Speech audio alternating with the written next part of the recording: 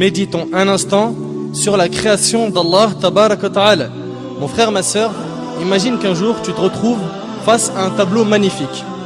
Tu t'arrêteras sûrement devant celui-ci, tu l'observeras, tu demanderas qui est-ce qui l'a dessiné. C'est sûr et certain, tu vas te dire qui est-ce qui l'a dessiné, ce magnifique tableau. Et tu t'en souviendras longtemps. S'il en est ainsi des tableaux qu'ont dessiné les êtres humains, qu'en est-il des magnifiques tableaux qu'Allah Tabarak wa Ta'ala a créés et qu'il a disposés partout autour de nous?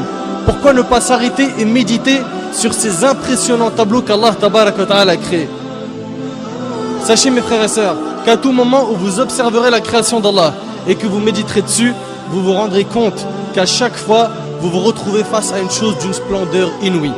On se doit de méditer sur tout détail qu'Allah Tabarak wa Ta'ala a créé. À chaque fois que le soleil se lève ou se couche, à chaque fois qu'on voit la lune, à chaque fois que la pluie tombe, à chaque fois qu'on voit les nuages, à chaque fois qu'on se retrouve face à un beau paysage tel que les montagnes, la mer, la verdure, etc. Il faut s'arrêter face à cela et méditer. Et méditer. Regardons chaque détail du corps humain. Nos mains, nos poils, nos yeux, etc. Et méditons. Chaque plante, chaque oiseau, chaque papillon, chaque feuille d'arbre. Méditons. On ne doit pas négliger cette grande adoration qui est la méditation. À chaque fois que l'on observe une invention, on peut reconnaître les qualités de son auteur à travers les détails de cette invention. Par exemple, l'inventeur de l'ordinateur était sûrement quelqu'un de très intelligent. Les constructeurs des pyramides étaient sûrement des gens forts. L'auteur d'un joli tableau est sûrement un artiste très doué, etc. Qu'en est-il du créateur de cet univers? La première chose sur laquelle on doit méditer est la création de cet univers parfait par Allah Tabarak wa Ta'ala qui l'a créé à partir du néant. Allah Tabarak wa Ta'ala a dit dans Sourate Al-Baqarah, et médite un petit peu sur ce verset. Allah Azza wa Jalla a dit dans Sourate Al-Baqarah, Sourate 2, verset 117, Badi'us samawati wal ard. Badi'us samawati wal ard, qui signifie il est le créateur des cieux et de la terre à partir du néant. À partir du néant. Allah Azza wa Jal est le seul capable de créer à partir du néant. Il dit à la chose soit et elle devient. Soit et elle devient. Cela signifie que les cieux et la terre sont des chefs-d'œuvre qu'Allah Tabarak wa Ta'ala a créés. Regardez subhanallah. Médite un peu sur cet univers. Regarde un petit peu. La lune tourne autour d'elle-même et tourne autour de la terre. La terre tourne elle aussi autour d'elle-même et tourne autour du soleil avec la lune. Toutes les autres planètes tournent autour du soleil et tournent aussi autour d'elles-mêmes. Et leurs satellites eux aussi tournent autour d'eux-mêmes. Et tout ce système solaire, comprenant le soleil, la terre, la lune, les planètes, les satellites, les étoiles, etc. Tout cela appartient à notre galaxie qui est la Voie lactée. Subhanallah, c'est quoi cette perfection? C'est quoi cette perfection? La méditation sur la création d'Allah Tabarak wa Ta'ala va donc nous aider à laver nos cœurs. Si tu observes la mer par exemple, combien de gouttes d'eau y a-t-il dans ces mers et ces océans? Comment cela se fait-il qu'il y a certaines mers qui ne se mélangent pas alors qu'elles se rencontrent? Comme dans le détroit Gibraltar.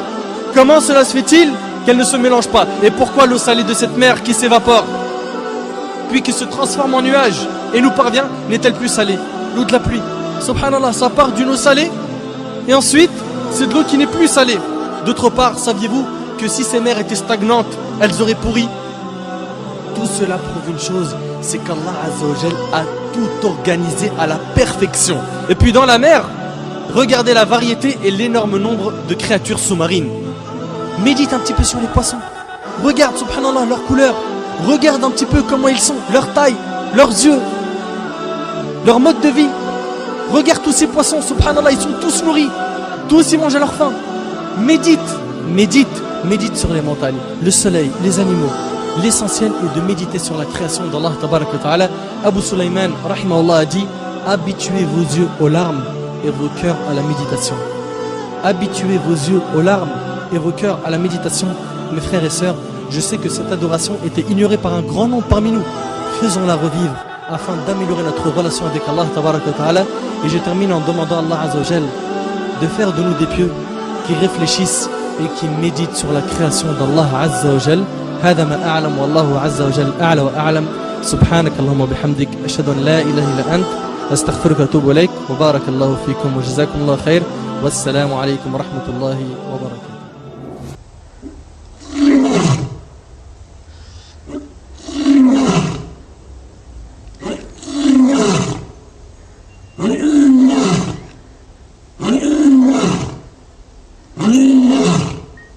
أخي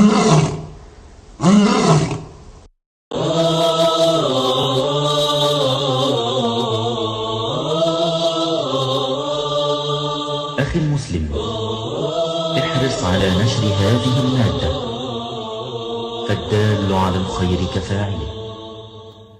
يا أيها الذين آمنوا إن تنصروا الله ينصركم ويثبت أقدامكم